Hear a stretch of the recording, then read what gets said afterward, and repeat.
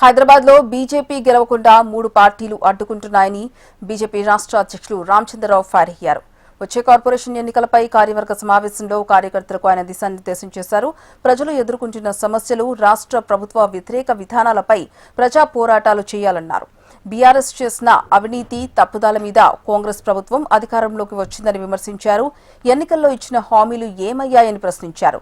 ప్రజా సమస్యలను పక్కన పెట్టి ప్రజలను కులాలుగా మతాలుగా విడగొట్టే ప్రయత్నం చేస్తున్నారని ఆరోపించారు. కేంద్ర సహకారం లేకపోతే తెలంగాణలో అభివృద్ధి లేదని ఎద్దేవా చేశారు.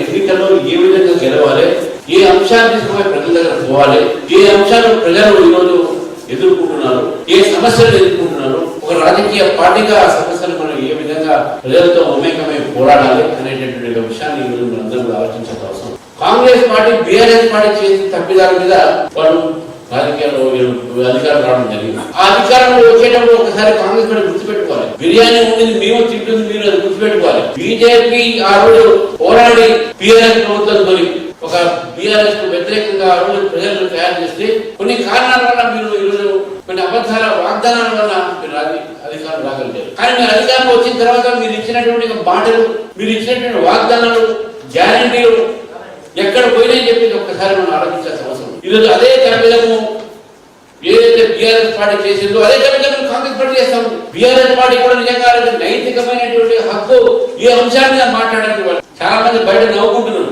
బీఆర్ఎస్ పార్టీ ఏంది అన్ఎంప్లాయ్మెంట్ ప్రాబ్లం మీద పెట్టలేదు లేదు.